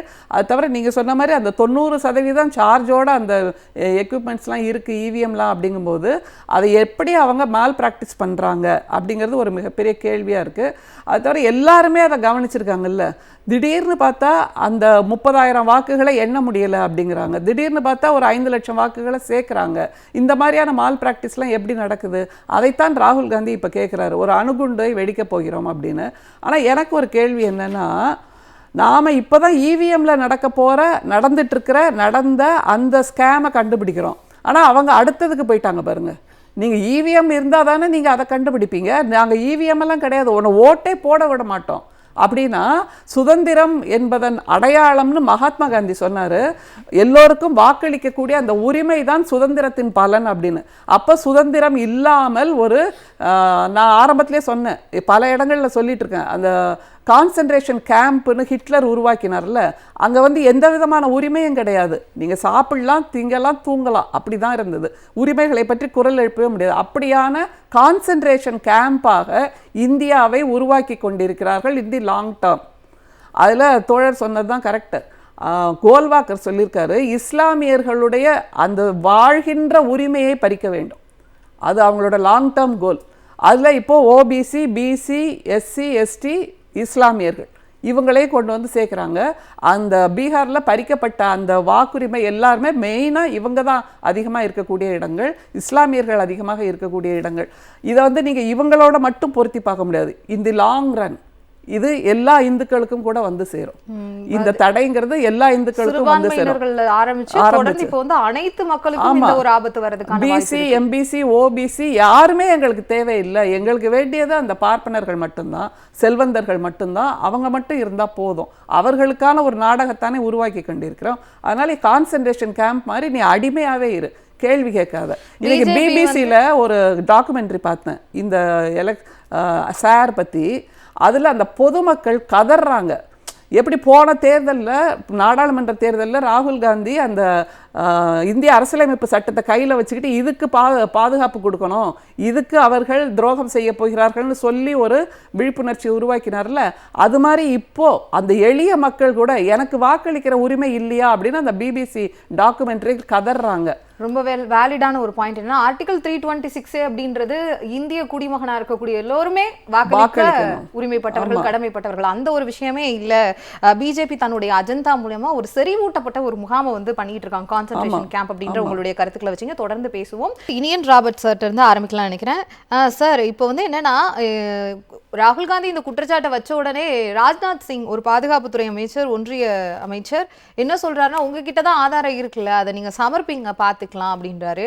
ஒன்றிய சட்டத்துறை அமைச்சர் என்ன சொல்றாரு, அர்ஜுன் ராம் மேக்வால் என்ன சொல்றாருன்னா, ஒரு கான்ஸ்டிடியூஷன் பாடி மேல எப்படி நீங்க வந்து ஒரு ஆதாரமற்ற ஒரு குற்றச்சாட்டை வைக்கிறீங்க அப்படின்ற ஒரு கேள்வி வச்சிருக்காரு. எலெக்ஷன் கமிஷன் ராகுல் காந்திக்கு, மக்களவை எதிர்க்கட்சி தலைவர் திரு ராகுல் காந்தி அவர்களுக்கு என்ன பதில் சொல்லியிருக்காங்கன்னா, இது அடிப்படை ஆதாரமற்ற ஒரு குற்றச்சாட்டை நீங்க தொடர்ந்து சொல்லிட்டே இருக்கீங்க அப்படின்ற மாதிரி சொல்லியிருக்காங்க. அதுதான் மேடம், அதாவது எலெக்ஷன் கமிஷன் கான்ஸ்டிடியூஷனல் பாடின்றதை யாரும் இங்க மறுக்கிறதுக்கு இல்லை. ஆனா இன்னைக்கு எலெக்ஷன் கமிஷன் ஒரு கான்ஸ்டிடியூஷனல் பாடியா தான் இருக்கிறதா பிராக்டிக்கலா பேசணும் அப்படின்னா இல்லைன்றத அந்த ரியாலிட்டிக்குள்ள தான் நாங்க பேசிட்டு இருக்கோம். ரொம்ப சிம்பிளா சொல்லணும்னா, ஆர்எஸ்எஸ் தொடங்கி நூற்றாண்டு ஆகிறது இந்த 1925 இருந்து 2025 வரைக்கும். இந்த நூற்றாண்டை கடந்து போகும்போது இந்தியா முழுக்க ஆர்எஸ்எஸ் கொடி பறக்க வேண்டும் என்கிற ஒரு கனவு அவங்களுக்கு 100 வருஷமா இருக்கு. அதனுடைய ஒரு தொடர்ச்சியாக எல்லா மாநிலத்திலையும் அவங்க ஆட்சி இருக்கணும்னு நினைக்கிறாங்க, இந்தியா ஒன்றியத்திலையும் அவங்க ஆட்சி இருக்கணும்னு நினைக்கிறாங்க. இது எல்லாத்தையும் வச்சுதான் நம்ம பார்க்கணும்னு நினைக்கிறோம். அப்போ அவங்களுக்கு நல்லாவே தெரியும் அவங்களுக்கு மக்களை இங்க வாக்களிப்பதற்கான சூழ்நிலை இல்லை, அல்லது திருப்பி திருப்பி ஒரே கட்சி மீண்டும் மீண்டும் ஆட்சிக்கு வந்துகிட்டே இருக்கு பல மாநிலங்கள்ல. இப்படி இதெல்லாம் வச்சு பார்க்கும் பொழுது இங்க ஒரு சந்தேகம் சாமானியர்களுக்கு, சமூக செயற்பாட்டாளர்களுக்கு, குடிமை சமூகங்களுக்கு ரொம்ப நாளாவே இருந்தது. அப்போ இது வந்து காங்கிரஸ் கட்சி மௌனமாக தான் இருந்து நிறைய தலைவர்கள் குறித்து பேசாம தான் இருந்தாங்க. இப்போ இதன் குறித்த ஆதாரங்களுக்கு எங்களுக்கு கிடைச்சிருக்கு. அந்த ஆதாரங்களை கூடிய விரைவில் தலைவர் ராகுல் காந்தி ரிலீஸ் பண்ணுவேன் அப்படின்றத வெளிப்படையா சொல்லியிருக்காரு. நாங்க என்ன கேட்கிறோம்னா, ஏன் எலெக்ஷன் கமிஷன் மௌனம் காக்குறது? எலெக்ஷன் கமிஷன் மேல 2014 இருந்து நிறைய பேர் குற்றச்சாட்டு வச்சிருக்காங்க, நிறைய புத்தகங்கள் கூட அது சார்ந்து வந்திருக்கிறது. எதற்குமே எலெக்ஷன் கமிஷன் இப்போ வரைக்கும் பதில் சொல்லவே இல்லை. அதாவது இன்னைக்கு எலெக்ஷன் கமிஷன் உண்மையிலேயே தன்னாட்சி அதிகாரம் பெற்ற அமைப்பாக இல்ல, ஒரு முக்கோண கூட்டணி செயல்படுகிறது. முக்கோண கூட்டணியில ஒன்றிய அரசு, எலெக்ஷன் கமிஷன், ஆர்எஸ்எஸ், இந்த 3 பேரும் சேர்ந்துதான் இந்த தேர்தல் தேதிகளை அறிவிப்பதாகட்டும். நீங்க 2024 தேர்தல் எடுத்து பாருங்க, அந்த தேர்தல் தேதிகள் எல்லாமே பிரதமருடைய சுற்றுப்பயணம் சார்ந்தே இருந்தது. பிரதமர் கிட்ட டேட் வாங்கிட்டு தான் எலெக்ஷன் டேட்டை இவங்க போட்டிருக்காங்க. அப்படிதான் இருந்தது பாத்தீங்கன்னா. அப்ப எலெக்ஷன் கமிஷன் டேட் போட்டதுக்கு அப்புறம் கட்சி தலைவர்கள் பிரச்சாரத்துக்கு போறதுக்கான டேட் போடுறதா வழக்கமாக இருந்தது இத்தனை ஆண்டு காலம். ஆனா இந்த முறை வித்தியாசமா இருக்கு. பிரதமர் வந்து என்ன மாதிரி அவரோட அப்பாயின்மெண்ட்டை வாங்கிட்டு எலெக்ஷன் கமிஷன் டேட் போடுறப்போ இதுல எல்லாமே ஒரு மோசடி நடந்துகிட்டு தான் இருக்கிறது. குறிப்பாக எல்லா பாசிஸ்டுகளுமே இந்த மோசடியில் ஈடுபட்டு இருக்கிறாங்க. இந்த அரசும் பாசிஸ்ட் அரசு தான், இதுல யாருக்கு எந்த மாற்று கருத்தும் இல்லை. இதெல்லாம் வச்சு பார்க்கும் பொழுது இது சரியான பாதையில போல. ஏன்னா அந்த ஓட்டுன்றது மக்களுடைய நம்பிக்கை, இட்ஸ் மேட்டர் ஆஃப் ட்ரஸ்ட். அந்த நம்பிக்கையோட ஒரு சாமானியன், ஒரு குடிமகன் வாக்களிக்கிறாங்களே ஆட்சி மாறணும் அல்லது இவங்க ஆட்சிக்கு வரணும் அப்படின்னு, அது வரல அப்படின்னா அது வந்து ஜனநாயகத்தின் மீது நடத்தப்படுகின்ற மிகப்பெரிய படுகொலை. அதை இந்தியாவில் நடத்தி இருக்கிறது பாஜக. 100 தொகுதிகளுக்கு மேல மோசடி பண்ணி தான் பிரதமர் மோடி இந்த சிறுபான்மை அரசை கூட அமைச்சிருக்கிறாங்க. யதார்த்தத்துல அவங்களுக்கு பெரும்பான்மை இல்ல அப்படின்ற மாதிரியான விஷயங்கள் தான் இந்த ஆதாரத்துல எங்க கிட்டே இருக்குது. கூடிய விரைவில் அது அகில இந்திய காங்கிரஸ் கமிட்டியும் தலைவர் ராகுல் காந்தியும் வெளியிடுவாங்க. எனக்கு ஸ்பெசிபிக்கா டேட்ஸ் இப்போ வரைக்கும் அறிவிக்கல, ஆனா கூடிய விரைவில் அந்த ஆதாரங்களை வெளியிடுவாங்க. அன்றைக்கு ராஜ்நாத் சிங் என்ன சொல்றாருன்றதை நம்ம பார்ப்போம். அன்னைக்கு அர்ஜுன் ராம் மேக்வால் என்ன சொல்றான்றதை பார்க்க தான் போறோம். கூடிய விரைவில் அதற்கான ஆதாரத்தை ஒப்படைப்போம் அப்படின்னு சொல்லியிருக்கீங்க. இப்போ என்னன்னா, பாஜக ஆளக்கூடிய மாநிலங்கள் மகாராஷ்டிரா, ராஜஸ்தான், குஜராத், மத்திய பிரதேஷ், இதுலலாம் வந்து இவிஎம் சரி இல்ல தேர்தல் ஆணையம் முறைகேட்டில் ஈடுபட்டிருக்காங்க அப்படின்னு சொல்லும்போது எதிர்க்கட்சிகள் ஆளக்கூடிய மாநிலங்கள்லயும் அதே தானே நடந்திருக்கும். உங்களுடைய குற்றச்சாட்டுப்படி பார்க்கும்போது தெலுங்கானா ரேவந்த் ரெட்டி இந்த மாதிரி எதிர்க்கட்சிகள் ஆளக்கூடிய மாநிலங்களையும் அந்த மாதிரி நடந்திருக்கக்கூடிய வாய்ப்பு இருக்கா? இல்ல, இந்த கேள்விகளை பொதுவா எங்க மேல வைப்பாங்க. பொதுவாவே பிஜேபி சார் இருந்தாலும் நீங்க கேட்ட கேள்வி நல்ல கேள்வி. இந்த கேள்வி எங்க மேல வைப்பாங்க. அப்படி பார்த்தா ஏன் தெலுங்கானால ஆட்சிக்கு வந்தீங்க, அப்படி பார்த்தா நீங்க கர்நாடகா ஆட்சிக்கு வந்தீங்கன்னு. அதாவது இவங்க வந்து மக்களுடைய மன ஓட்டத்தையும் ஸ்டடி பண்றாங்க. இப்ப நீங்க திடீர்னு தமிழ்நாட்டுல பாஜக ஆட்சிக்கு வந்துருச்சுன்னா நம்ம மக்களை நம்ப மாட்டாங்க. தமிழ்நாட்டுல பாஜக ஒரு காலமும் கால் பதிக்க முடியாது என்பதான் யதார்த்தமான உண்மையா இருக்கு. அப்போ அதுக்கு தகுந்த மாதிரி ஒரு சூழ்நிலை அவங்க கட்டமைப்பாங்க, ஒரு கிளைமேட் அவங்க பில்ட் பண்ணுவாங்க. அந்த கிளைமேட் அவங்க பில்ட் பண்ணி அப்போ நீங்க ஜெயிச்சாலும் கூட ஆமாப்பா அவங்க அதுக்கு முன்னாடி கூட்டணி எல்லாம் போட்டாங்க, அதுக்காக பல பல வேலைகள்லாம் ஈடுபட்டாங்க, அதனுடைய வெளிப்பாட ஜெயிச்சிருக்காங்க அவங்க அப்படின்ற மாதிரியான ஒரு சிச்சுவேஷன் அவங்களே பில்ட் பண்ணுவாங்க. பாஜக ஒன்றும் சாதாரண இயக்கமா நீங்க குறைச்சல மதிப்பிட்டுறாதீங்க. அவங்க கிட்ட நிறைய குழுக்கள் இருக்கு, நிறைய டீம்ஸ் இருக்கு, நிறைய இது எலெக்ஷன் சார்ந்து அவங்களுக்கு எலெக்ஷன் வெற்றி பெறதை தவிர வேற எந்த வேலையும் அவங்களுக்கு கிடையாது. மற்ற கட்சிகளுக்கு கொள்கை இருக்கிறது, அந்த கொள்கை சார் சமூக நீதியோ மாநில சுயாட்சியோ பல விஷயங்களை நம்ம பேசிட்டு இருக்கிறோம். அவங்களுக்கு அதெல்லாம் இல்ல. அவங்களுக்கு இந்த கான்ஸ்டிடியூஷனை திருத்தணும் அப்படின்னா மக்களவையிலே நம்ம மெஜாரிட்டி இருக்கணும், மாநிலங்களும் மெஜாரிட்டி இருக்கணும். மாநிலங்களும் மெஜாரிட்டி இருக்கணும்னா எல்லா மாநிலங்களும் கைப்பற்றணும். அப்பதான் கான்ஸ்டிடியூஷனை திருத்த முடியும், அரசியல் திருத்தி எழுத முடியுங்கிற ஒரு தொலைநோக்கு பார்வையோட செயல்பட்டு இருக்காங்க. இது ஒரு விஸ்மத்தனமான ஒரு அணுகுமுறை அல்லது ஒரு சித்தாந்தம் என்பதை நம்ம ரொம்ப கேர்ஃபுல்லா பார்க்கணும். இல்லைன்னா நம்ம இந்தியாவை இழந்துரும். இந்த பன்முகத்தன்மையை கொண்டாடுகின்ற இந்தியாவை நம்ம இழந்துடக்கூடாதுன்றதுக்கு தான் தலைவர் ராகுல் காந்தி மிக கவனமாக இந்த கருத்துக்களை பேசிட்டு இருக்காரு. நான் பார்க்கிறேன். என்னன்னா டைவர்சிட்டியா இருக்கக்கூடிய நம்மளுடைய இந்தியாவை இழந்துருவோம். இவங்க வந்து ரொம்ப விஷமத்தனமான நிறைய விஷயங்களை ஸ்டார்ட் பண்ணியிருக்காங்க, நிறைய டீம் வச்சிருக்காங்க. கவிஞர் ஆண்டாள் பிரியதர்ஷினி அம்மா சொன்ன மாதிரி என்னன்னா, அவங்க வந்து ரொம்ப தொலைநோக்குல ரொம்ப வந்து அட்வான்ஸ்டா பண்ணிட்டு இருக்காங்க. இந்த ஸ்பெஷல் இன்டென்சிவ் ரிவிஷன் வந்து தமிழ்நாட்டிலையும் பாதிக்கப்படுற வாய்ப்பு இருக்குன்றதையும் நீங்க சொல்லியிருந்தீங்க. இவங்களுடைய இந்த தொலைநோக்கா ரொம்ப அட்வான்ஸ்டா பண்ணக்கூடிய விஷயங்கள் ஒரு கான்ஸ்டிடியூஷனல் பாடியும் அஃபெக்ட் பண்ணுது அப்படின்ற போது அது மக்களுக்கு எந்த அளவுல ஒரு பெரிய பாதிப்பை ஏற்படுத்துது? இந்தியாவில் ஃபாசிசம் வந்து எல்லாத்துக்கும் பாதிப்பு தான். இந்தியாவில் இந்துத்துவ வாய்ப்பட்ட ஃபாசிசத்தை உருவாக்கணுங்கிறது தான் ஆர்எஸ்எஸ் பிஜேபியோட நோக்கம். அப்போ ஏற்கனவே சுபேர் அவர்கள் சொன்ன மாதிரி மிக தெளிவாக ஆர்எஸ்எஸ் உடைய நிகழ்ச்சி நேரில் அஜெண்டா வந்து இந்தியாவில் நடைமுறைப்படுத்துகிறாங்க. அதுக்கு வந்து எல்லா விதமான ஜனநாயக அமைப்புகளையும் வந்து பயன்படுத்துகிறாங்க. அதே போல் தேர்தல் ஆணையத்தையும் பயன்படுத்துகிறாங்க. தான் யதார்த்தமான உண்மை, அது கண்கூடாக பார்க்குறோம். அதே போல் இன்றைக்கி என்னன்னாக்கா மேடம் பேசுகிறப்போ எனக்கு அதில் சில வேறுபாடு உண்டு. என்னன்னாக்கா இப்போ பீகாரிஸ் வந்து இங்கே வாக்களித்தாக்கா அவங்களும் திமுக தான் வாக்களிப்போன்னு சொல்கிறாங்க இல்லையா. திமுக வாக்களித்தா கூட தவறு தான். ஏன்னா அவர்கள் வந்து அவங்க ஸ்டேட்டில் போய் வாக்களிக்கணும். ஒவ்வொரு குடிமகனுடைய வாக்குரிமையும் பறிக்கக்கூடாது, அதில் மாற்றுக்கிறது கிடையாது. நாடாளுமன்ற தேர்தல்னாக்கா அவங்க வாக்களிக்கலாம், அதுக்கான வசதிகளை செஞ்சு கொடுக்கணும். இப்போ வந்து அரசு அலுவலர்களுக்கு ஊழியர்களுக்கு எப்படி வந்து இது வந்து போஸ்டல் வாக்குரிமை இருக்கு இல்லையா, தபால் வாக்குரிமை இருக்கு இல்லையா, அதுபோல நவீன தொழில்நுட்பத்தை பயன்படுத்தி இங்கேருந்தே வாக்களிக்கலாம். சட்டமன்ற தேர்தல் வருகின்ற பொழுது அந்த பீகார் சட்டமன்ற தேர்தலில் பீகாரில் இங்கே இருந்தாங்கன்னா அவங்க சட்டமன்ற தேர்தலில் இங்கேருந்தே வாக்களிக்கலாம். அந்த மாதிரி வசதியில் செய்து கொடுக்கட்டும். ஆனால் அவர்கள் வந்து ஒரு 60 லட்சம் பேர் 70 லட்சம் பேர் இங்கேருந்து இருப்பாங்க, அவங்க தமிழ்நாடு சட்டமன்ற தேர்தலில் வாக்களிப்பாங்க, உள்ளாட்சி அமைப்பில் வாக்களிப்பாங்கன்னா அது மிகப்பெரிய பாதிப்புகள் உருவாக்கும். நாடாளுமன்ற தேர்தலுங்கிறப்ப அவங்க மோடிக்கு வாக்களிக்க வாய்ப்பு இருக்குது, பிஜேபி வாக்களிக்க வாய்ப்பு இருக்குது. அவங்க சொல்கிற மாதிரி தமிழ்நாடு சட்டமன்ற தேர்தலில் தமிழ்நாடு முதல்வர் வாக்களிக்க வாய்ப்பு இருக்குது, இல்லைன்னு சொல்ல முடியாது. ஆனாலும் கூட தவறு தான். அப்போ அதை நம்ம பார்க்க வேண்டிய அவசியம் இருக்குது. அதனால் ப. சிதம்பரம் மிக தெளிவாக சொல்லியிருக்காரு, அதை வந்து ஏற்றுக்கொள்ள முடியாதுன்னு. அப்போ இது ஒரு ஆபத்து, அப்போ அது வந்து அச்சுறுத்தல். அப்போ என்னன்னாக்க இந்தியாவில் முஸ்லீம்களுடைய குடியுரிமையை பறிக்கணுங்கிறது தான் பிஜேபியுடைய ஆர்எஸ்எஸ் நோக்கம். அதை வந்து தேர்தல் ஆணையத்தை பயன்படுத்தி செய்கிறாங்க. அது சுபேர் வந்து மிக தெளிவாக சொன்னார். அது வந்து மிகப்பெரிய ஆபத்து. அப்போ இஸ்லாமியர்களுடைய வந்து வாக்குரிமையை பறித்து விட்டால் இந்தியாவில் வந்து தொடர்ந்து ஆட்சி நடத்தலாம் பார்க்குறாங்க. இப்போ பிஜேபி ஆர்எஸ்எஸ் உடைய செல்வாக்கு நாட்டில் வந்து இன்றைக்கி வந்து மக்கள் மத்தியில் பாதிப்பு உள்ளாது, சரிந்து வருகிறது. இந்த நாடாளுமன்ற தேர்தலில் பிஜேபிக்கு மிகப்பெரிய சரிவு தான். அவங்க இன்றைக்கி வந்து பிஜேபியுடைய தேர்ந்தெடுக்கப்பட்ட நாடாளுமன்ற உறுப்பினர்கள் பார்த்தீங்கன்னா கிட்டத்தட்ட 25% நாடாளுமன்ற உறுப்பினர்கள் வந்து ஒட்டுமொத்தமாக பதிவான வாக்குகள் 30 விழுக்காடு குறைவாக தான் வாக்கு வாங்கியிருக்காங்க. அப்போ எந்த அளவுக்கு அவங்க சரிவு அடைஞ்சிருக்கான்னு பார்க்கணும். அதே போலவே 400 தொகுதியில் வெற்றி பெறணும்னு அவங்க இலக்கு நிர்ணயித்து பிரச்சாரம் பண்ணாங்க, மிக மோசமான பிரச்சாரங்களும் பண்ணாங்க. ஆனால் 240 தொகுதியில் வந்து வெற்றி பெற்றாங்க. பல இடங்களில் வந்து பார்த்தீங்கன்னா மிக மிக குறைவான வாக்கு வித்தியாசத்தில் பிஜேபி வெற்றி பெற்றிருக்குன்னு பார்க்க வேண்டிய அவசியம் இருக்குது. இன்றைக்கி நித்திய கண்ட பூர்ண ஆயுசு அடிப்படையில் தான் மோடியுடைய ஆட்சி இன்றைக்கி வந்து நடைபெற்று கொண்டிருக்கிறது. நிதிஷ் அவர்களும் அதேபோல் சந்திரபாபு நாயுடு அவர்களும் தன்னுடைய ஆதரவை திரும்ப பெற்றால் மோடி ஆட்சி கவிழ்ந்துவிடும். எனவே மிகப்பெரிய அளவுக்கு மெஜாரிட்டியோட இந்த ஆட்சி நடக்கலன்னு பார்க்க வேண்டிய அவசியம் இருக்குது. அப்போ இன்றைக்கி வந்து தேர்தலில் மிகப்பெரிய சரிவை சந்திக்கிற மக்கள் ஆதரவு இழந்து கொண்டிருக்கிறார்கள். எனவே இப்படிப்பட்ட சூழலில் நிரந்தரமாக பிஜேபி ஆட்சியில் நீடிக்க வேண்டும், இந்தியாவில் இந்துத்துவ வகைப்பட்ட பாசிசத்தை கொண்டு வர வேண்டும் என்பதற்கு சுபேர் சொன்ன மாதிரி எல்லா விதமான சூழ்ச்சிகளையும் பண்ணுறாங்க.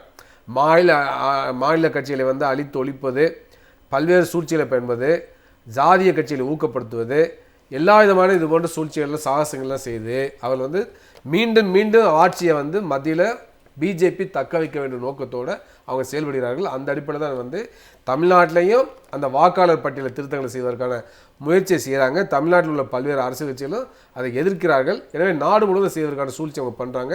அதை அனுமதிக்கவே கூடாது என்பது தான், அது மிகப்பெரிய ஆபத்து என்பது தான். அதனால் நான் ஏற்கனவே சொன்ன மாதிரி, தோக்கதர் சொன்ன மாதிரி, பிஜேபி ஒரு அரசியல் கட்சியாக பார்க்கவே கூடாது.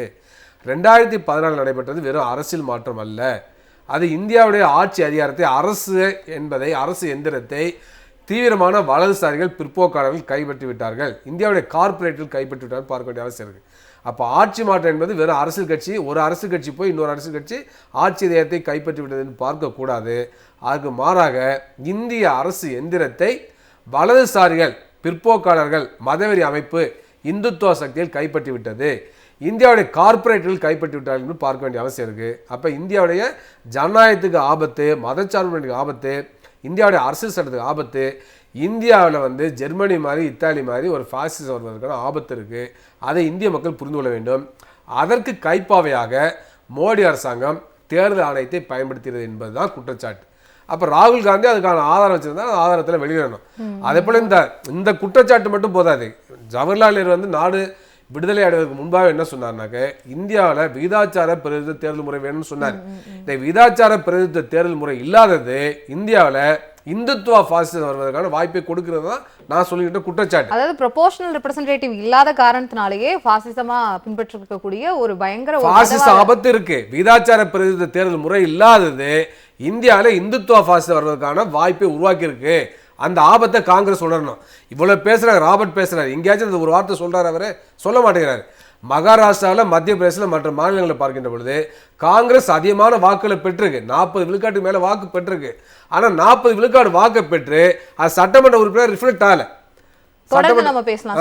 மிகப்பெரிய ஆபத்துல இதுல ஒரு குட்டி பிரேக் அப்புறமா தொடர்ந்து நம்ம பேசலாம். தெளிவுபடுத்திடுறேன் ஐயா சொன்னதுலேருந்து. பிற மாநிலங்கள்லேருந்து வர்றவங்க இங்கே தமிழ்நாட்டில் வாக்களிக்கணுங்கிறது என்னோட கருத்தும் இல்லை. நான் வந்து அந்த மக்கள் என்ன சொல்கிறாங்க, எப்படி ஃபீல் பண்ணுறாங்கங்கிறத நான் வாய்ஸ் பண்ணேன். அவங்க இங்கே வந்து நம்முடைய கட்சியை, நம்முடைய தலைவரை தேர்ந்தெடுக்க வேண்டும் என்பது என்னுடைய கருத்து இல்லை. ஏன்னா அந்தந்த மாநிலத்துக்கான மொழி என்பது வேறு, பண்பாடு என்பது வேறு, அதனுடைய வேர்கள் என்பது வேறு. அவங்களுடைய விருப்பத்தை அவங்களோட விருப்பத்தை நான் வாய்ஸ் பண்ணேன்.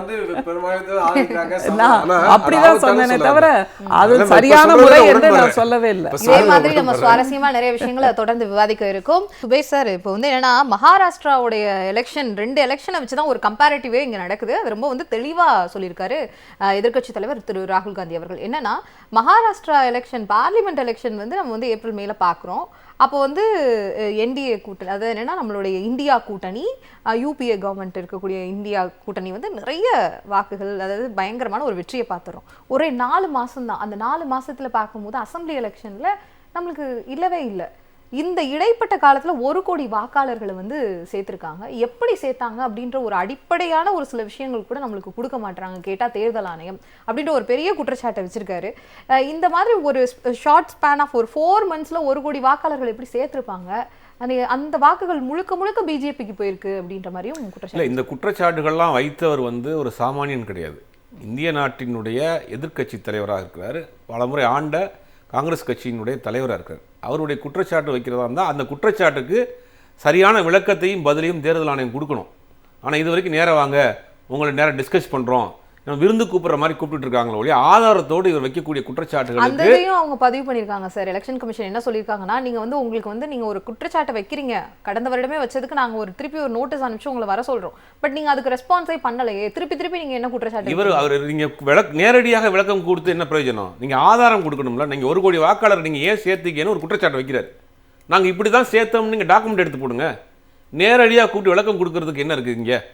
இப்போ அதான குற்றச்சாட்டு. இப்போ அதை வந்து ஒரு மலுப்பலான சொல்கிற விஷயம். இந்த 6 மாத காலத்தில் அவர்கள் 1 கோடி வாக்காளரை சேர்த்துருக்காங்கிற ஒரு குற்றச்சாட்டு. 2வது 4 மணியிலிருந்து 6 மணி வரைக்கும் தேர்தல் நடைபெற்ற அன்றைக்கு சிசிடிவி ஃபுட்டேஜை கொடுங்கன்னு சுப்ரீம் கோர்ட் வரைக்கும் போயிட்டாங்க. இன்னைக்கு வரைக்கும் இல்லை. அதே மாதிரி நிறைய அந்த ஒரு தொகுதியில் 1.5 லட்சம் வாக்காளர் இருக்காங்கன்னா 1.25 லட்சம் பேர் ஓட்டு போட்டிருக்காங்க. இதெல்லாம் எப்படி நடந்தது? இது எல்லாமே கேள்விகளாக இருக்குது. இதுக்கு எதுக்குமே தேர்தல் ஆணையத்தில் பதில் கிடையாது. நேரடியாக வாங்க, நாங்கள் விளக்கம் தர்றோம் அப்படிங்கிறது என்ன அர்த்தம்? இது கேட்கக்கூடியவர் ஒரு எதிர்க்கட்சி தலைவர். நீங்கள் அவருக்கும் 180 எம்பிகளுக்கு மேலே ஆதரவு உள்ள ஒரு எதிர்க்கட்சி தலைவராக இருக்கார். அப்போ தேர்தல் ஆணையத்திடம் பதில் கிடையாது. தேர்தல் ஆணையத்திடம் சொல்வதற்கான எந்த விதமான சாத்தியக்கூறும் கிடையாது. முழுக்க மகாராஷ்டிராவில் நடந்த சட்டமன்ற தேர்தல் என்பது அவர்கள் மால் ப்ராக்டிஸ் பண்ணி தான், டெம்பர் பண்ணி தான் அவங்க ஜெயிச்சாங்கிறது நிறையா சந்தேகங்கள் இருக்குது. ஆதாரங்கள் இன்றைக்கி எடுத்து போடுறேன்ருக்கிறார் ராகுல் காந்தி. கடந்த 6 மாதமாக நாங்கள் நிறையா டேட்டாஸ் தேடி கண்டுபிடிச்சி எடுத்து வச்சிருக்கிறோம். ஒரு வெகு சில நாட்களில் வந்து இந்த ஆதாரத்தை பொதுமக்கள் மத்தியில் கொண்டு வந்து சேர்க்க போகிறோங்கிறாரு. அதுக்கு பிறகு தான் என்னென்ன மாதிரியான விஷயங்கள் நடந்திருக்குங்கிறது தெரியும். மகாராஷ்டிரா தேர்தல் மட்டும் கிடையாது, நம்ம சாம்பிளாக மகாராஷ்டிரா தேர்தல் சொல்கிறோம். பல மாநிலங்களில் அதான் ராபர்ட் சொன்னது மாதிரி அவங்க திரும்ப சொல்லுவாங்க, அப்போ தெலுங்கானாவில் ஜெயிச்சிங்க, கர்நாடகாவில் ஜெயிச்சிங்க அப்படின்னு சொல்லுவாங்க. அவங்க அதுதான் பண்ணுவாங்க. அது எப்படின்னா நேரடியாக போய் கல்லாப்பட்டியில் தூக்க மாட்டாங்க, கொஞ்சம் கொஞ்சமாக தான் அடிக்கணும். இந்தியாவை அவர்கள் ஆள வேண்டும் என்பது, இந்தியாவை இந்து ராஷ்டிரமாக மாற்ற வேண்டும் என்பது 50 வருட பிளான், 50 வருஷ கனவு. அதை கொஞ்சம் கொஞ்சமாக இம்ப்ளிமெண்ட் பண்ணி தான் நீங்கள் இந்த தோடு வந்திருக்காங்க. இப்போ ஒரு வேலையை செய்கிறாங்கன்னா அடுத்த ஒரு 20 வருஷத்துக்கு அது நிற்கிற மாதிரியான ஒரு பிளானை பண்ணுவாங்க. இப்போ அதுதான் இந்த தேர்தல் ஆணையத்தை வச்சிடறாங்க. தேர்தல் ஆணையத்தை வைத்து இந்த ஓட்டரை பூரா எடு, லிஸ்டட் யாரும் நமக்கு எதிரானவங்களை பூராத்தையும் நீக்கிட்டு கொஞ்சம் கொஞ்சமாக இப்போ 70 லட்சம் பேரா, அடுத்து வரக்கூடிய நாடாளுமன்ற தேர்தலில் அது வந்து ஒரு 2 கோடி பேர் ஆகும். தமிழ்நாட்டில் 10 லட்சம் பேர்ன்றாங்க சேர்த்துருக்காங்க. இந்த 10 லட்சம் பேருக்கு என்ன ப்ரூஃப்ல நீங்கள் சேர்த்தீங்க? எந்த அடிப்படையில் கொடுத்தீங்க? என்ன இவங்களுக்கு ப்ரூஃப் கொடுத்தீங்க? என்ன டாக்குமெண்ட் கொடுத்தாங்க?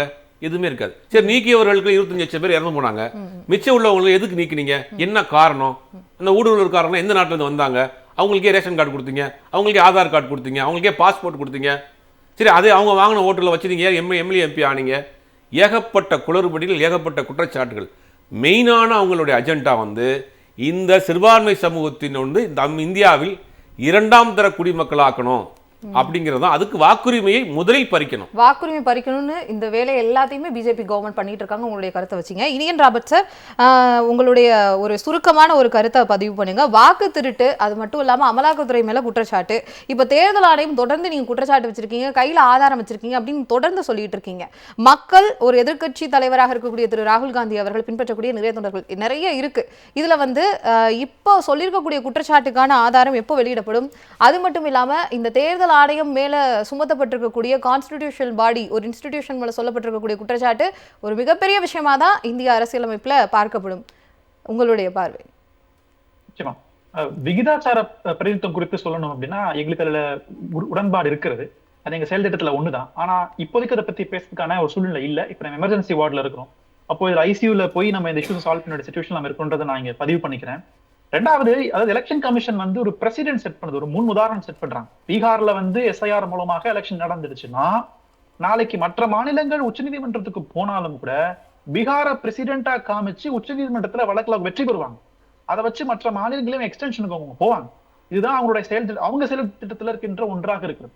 அப்போ எல்லாமே வந்து ஒரு மோசடி சார்ந்த விஷயம் தான் நடந்துட்டு இருக்கிறது. அதனால தலைவர் ராகுல் காந்தி கூடிய விரைவில் பீகார் எலெக்ஷனுக்கு முன்னாடியே இந்த ஆதாரங்களை, குறிப்பாக கர்நாடகா மாநிலத்துல 6 லட்சம் போலி வாக்காளர்கள், ஒரு தொகுதியில் மட்டும் 1.5 லட்சம் போலி வாக்காளர்கள், அதுவும் ஃபர்ஸ்ட் டைம் ஓட்டர்ஸ்ன்னு சொல்லி 50-60 வயசு மேல வந்து சேர்த்தது, இதெல்லாமே இதுக்கான ஆதாரங்களை கர்நாடகா காங்கிரஸ் கட்சி வைத்திருக்கின்றது. இது அகில இந்திய காங்கிரஸ் கட்சி கூடிய விரைவில் வெளியிடுவதற்கான உறுதியான உத்தரத்தை நாங்க அளிக்கிறேன். ஓகே, நன்றி இனியன் ராபர்ட் சார். இப்போ வந்து நிறைவு பார்வையா வந்து ஆண்டாள் பிரியதர்ஷினி அம்மா கிட்ட கேட்கலாம். இந்த வந்து தேர்தல் ஆணையம் மேல குற்றச்சாட்டுன்னு பார்க்கணும். அது மட்டும் இல்லாம இந்த அணுகுண்டு வெடிக்கக்கூடிய ஒரு ஆதாரத்தை வெளியிட போறேன்னு சொல்லியிருக்காங்க. இது அடுத்தடுத்த தேர்தல்களும் வர இருக்கு. இந்த நேரத்தில் இந்த விஷயத்தை எப்படி பார்க்குறீங்க? நிறைவு பார்வை. இதுல முக்கியமா நம்ம சொல்ல வேண்டியது, கிட்டத்தட்ட 25 லட்சம் மக்கள் மரணம் அடைஞ்சிருக்காங்க. ஒரே மாதத்துக்குள்ளே கண்டுபிடிச்சிருக்காங்க. கொரோனா காலத்தில் கூட இப்படி கொத்தா யாரும் செத்து போகலைன்னு நினைக்கிறேன். இல்லை அப்போது இருந்த மரண விகிதம் கூட இவ்வளோ ஜாஸ்தியாக இல்லை, ஒரே மாதத்துக்குள்ளே இவ்வளோ பேர் அப்படிங்கும்போது அது நிச்சயமாக சந்தேகத்தை கொடுக்கின்ற ஒரு விஷயமா இருக்குது. இதில் மிக முக்கியமான ஒரே ஒரு பதிலாக நான் சொல்ல விரும்புகிறது, கோல்வாக்கர், ஹெட்கேவர் இவங்க 2 பேருமே சொன்னது வெள்ளையனை வெளியேறு இயக்கம், ஒத்துழையாமை இயக்கம் இதை பற்றி சிறைக்கு செல்லும் அபத்தமான திட்டம் அப்படின்னாங்க. அந்த அளவுக்கு இந்திய சுதந்திர போராட்டத்தை எள்ளி நகையாடியவர்களுடைய வாரிசுகள் தான் இன்றைக்கு இவ்வளவு தூரம் குழப்பங்களை இந்தியாவில் உருவாக்கி கொண்டிருக்கிறது. அப்படின்னா இந்தியாவோட பன்முகத்தன்மையை அழித்தொழிக்கின்ற வேலையை இவர்கள் செய்து கொண்டிருக்கிறார்கள், பிஜேபிக்காரர்கள். அது தவிர திரும்ப திரும்ப திரும்ப இவ்வளோ துரோகங்கள் இந்திய மக்களுக்கு செய்யப்பட்ட பின்பும் கூட பிஜேபிக்கு வாக்களிக்கக்கூடிய அளவுக்கு இந்திய மக்கள் மறத்து போனவர்களாக இருக்காங்க. வேலை வாய்ப்பு இல்லை, யாருக்கும் வருமானம் இல்லை, எந்த வசதி வாய்ப்பும் இல்லை, ஓடி ஓடி ஓடி உழைக்கிறத தவிர வேறு எந்த இதையுமே செய்ய முடியலை அப்படின்னு ஒரு கட்டத்தில் கொண்டு வந்து இந்தியாவை நிறுத்தியிருக்கிறப்ப கூட மீண்டும் மீண்டும் அப்படியே பிஜேபி ஜெயிக்கிற மாதிரி வாக்களிக்கிறாங்க அப்படின்னா அது நிச்சயமாக சந்தேகத்துக்குரியது. தேர்தல் ஆணையம் அக்கௌண்டபிலிட்டின்னு ஒரு வார்த்தையை சொல்லுவாங்கம்மா, government servants are accountable to the public. அப்படிங்கும்போது இந்த அக்கௌண்டபிலிட்டிங்கிற வார்த்தையே மறந்து போயிடுச்சு தேர்தல் ஆணையத்துக்கு. அதனால தான் சொன்னேன், எலெக்ஷன் கமிஷன் ஆஃப் இந்தியா இல்லை, election commission of BJP, election commission of Modi. இந்திய குடிமகன்களுக்கு தொடர்ந்து வந்து என்னன்னா துரோகங்கள் இழைக்கக்கூடிய அவர்களுக்கு தொடர்ந்து இவங்களும் வாக்களிச்சு உட்கார வைக்கிறதே ரொம்ப தவறான விஷயம் அப்படின்ற ஒரு கருத்தை பதிவு பண்ணீங்க. அப்படி அவ்வளவு தூரம் மறத்து போனவர்களா இந்திய மக்கள், அதான் எவ்வளவு கோபம் இருக்கும், எவ்வளவு கொந்தளிப்பு இருக்கும், அதையெல்லாம் காமிச்சிருப்பாங்க. பட் அதையும் மீறி ஏதோ ஒரு துரோகத்தை பிரதமர் அவர்கள் தேர்தல் ஆணையம் மூலமாக நமக்கு செய்து கொண்டிருக்கிறார். Okay okay. இன்றைய அரங்கிலையும் வந்து ஜூம் இணையம் மூலமாகவும் நிறைய கருத்துக்களை பதிவு பண்ணாங்க நம்மளுடைய சிறப்பு விருந்தினர்கள். தேர்தல் ஆணையம் தொடர்ந்து நிறைய கேள்விகள் கேட்டாலும் மௌனம் தான் காத்து கொண்டு இருக்கிறார்கள் அப்படின்ற அவங்களுடைய சொந்த கருத்துக்களையும் பதிவு பண்ணாங்க. இங்கே வந்து இந்த கருத்துக்களை எல்லாம் பதிவு பண்ணதுக்கு ரொம்ப நன்றி. மற்றும் ஒரு நிகழ்ச்சியில் சிந்தனை களத்தில் சந்திப்போம். அதுவரையும் விடைபெறுவது பவித்ரா பாலசுப்ரமணியம். நன்றி, வணக்கம்.